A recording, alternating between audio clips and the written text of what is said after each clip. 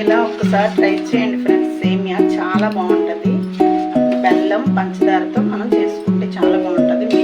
మీరు ఇలా ఒక్కసారి ట్రై చేయండి. ఎలా చేద్దామో చూద్దామండి. హాయ్ ఫ్రెండ్స్, ఈరోజు మనం సేమియా చేద్దాం. ఎలా చేద్దామో చూద్దామండి.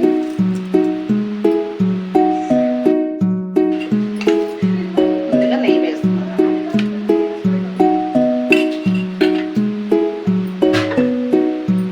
జీడిపప్పు కిస్మిస్ రోస్ట్ చేసుకుందాం. నెయ్యి వేడెక్కిందండి, మనం కిస్మిస్ వేసుకుందాం.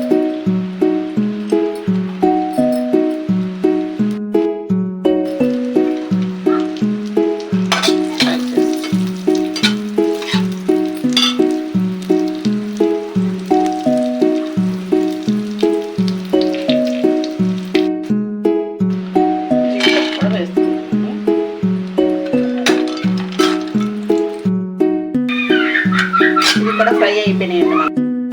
మనం ఫ్రై అయిపోయినాయండి, పక్కన పెట్టుకోండి. ఇందులో మరి కొంచెం నెయ్యి వేసుకొని సేమియా ఫ్రై చేసుకున్నామండి. ముందుగా మనం సేమియా పక్కన పెట్టుకున్నాం కదా, ఇది ఫ్రై చేసుకుందాం.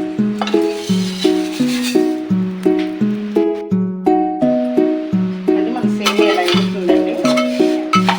నేను ఏం చేస్తానంటే ముందుగానే ఈ ప్రాసెస్ మీకు చూపించలేదు. సగ్గు బియ్యాన్ని నేను సగ్గుబియ్యం తీసుకున్నాను. ఇవి ఉడికించి పక్కన పెట్టుకున్నాను. పాలు నీళ్ళు వేసి ఉడికించి పక్కన పెట్టుకున్నాను. ఇందులో పంచదార కూడా వేసేసానండి. ఇది పక్కన పెట్టుకుంటున్నాను నేను. ఇప్పుడు మనం సేమియా ఒకటే చేసుకోవాలి. ఆ ప్రాసెస్ అయితే నేను చూపించలేదండి మీకు. అదేం లేదు, జస్ట్ ఉడికించి పక్కన పెట్టుకోవాలి. చూడండి ఫ్రెండ్స్, మన నెయ్యి వేసింది. సేమియా అయితే నెయ్యిలో బాగా వేగింది. ఇప్పుడు మనం ఇందులో వాటర్ పోసుకుందాం.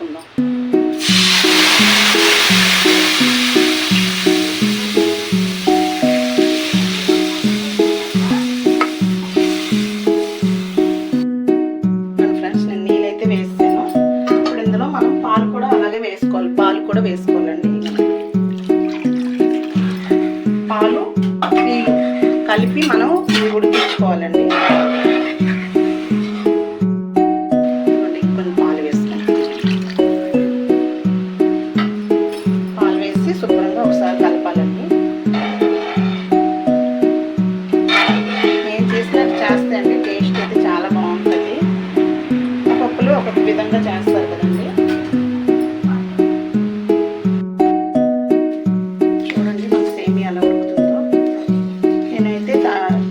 మార్చానండి, సరిపోదని. నేను కొంచెం ఎక్కువగా చేస్తున్నాను సేమియా, అందుకని నేను గిన్నె మార్చాను. దగ్గరే ఉండాలండి, పలుకుగానే ఉడికించుకోవాలి. మరి పేస్ట్ అవ్వకూడదు అనమాట మనం. అందుకనే స్టవ్ దగ్గరే ఉంటూ మనం ఇది ఉడికించుకోవాలి.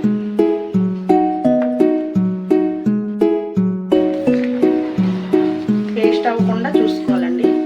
చూడండి మన సేమియా మనం ఇలా నొక్కితే ఇది ఇలా అవ్వాలంతే. ఇంకెక్కువగా ఉడుకుపోకూడదు. మెత్తగా అయిపోతే టేస్ట్ బాగోదండి, జావలా ఉంటుంది. ఇప్పుడు మనం ఇందులో సగ్గుబియ్యం ఉడికించుకొని పక్కన పెట్టుకున్నాం కదా, ఈ సగ్గుబియ్యాన్ని ఉడికించి పక్కన పెట్టుకున్నాను. ఇవి మనం ఇందులో వేసేసుకోవాలి. వేసి మంచిగా కలుపుకోవాలండి. నేను దీనికి 3 ప్యాకెట్లు తీసుకున్నానండి పాలు. కొంచెం నేను ఎక్కువగానే చేసుకున్నాను. మా బాబు బర్త్డే అనమాట, అందుకే ఎక్కువ చేస్తున్నాను. ఏంటి ఇంత చేస్తున్నారు అనుకోకండి.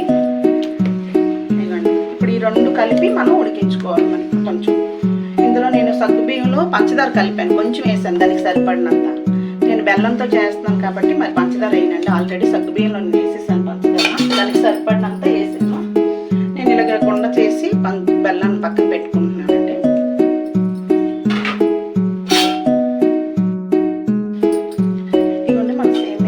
అయిపోయినట్టేనండి. మనం ఇంకా మిగతా పాలు ఉన్నాయి కదా, ఆ పాలు కూడా వేసేసుకోవాలి.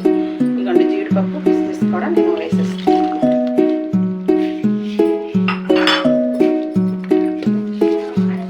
మనం బెల్లం ఇప్పుడే వేయకూడదండి, స్టవ్ కట్టేసినాక బెల్లం వేసుకోవాలన్నమాట. పాలు పోసేసుకుంటానండి నేను ఇప్పుడు. ఇదిగోండి మిగతా పాలు.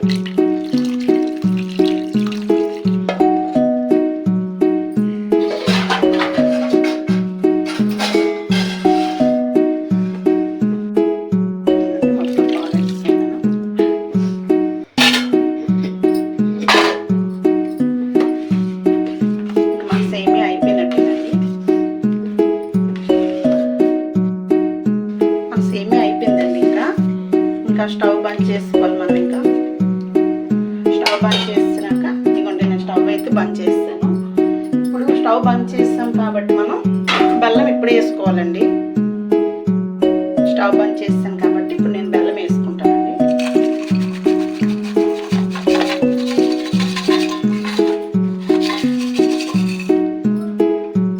బెల్లం వేస్తానండి, కొంచెం ఇలాచీ పౌడర్ కూడా వేస్తున్నాను.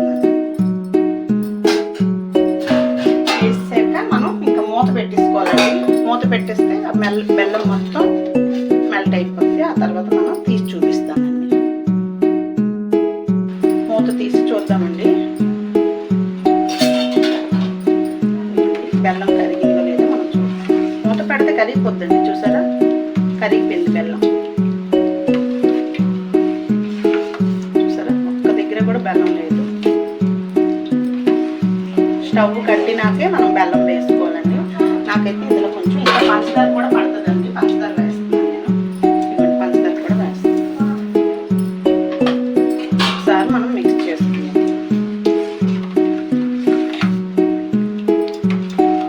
చూసారా ఇంకా అయిపోయిందండి సేమియా అయితే. నేను 3 ప్యాకెట్లు పాలతో చేశాను. నెక్స్ట్ బెల్లం 1/2 kg వేసానండి.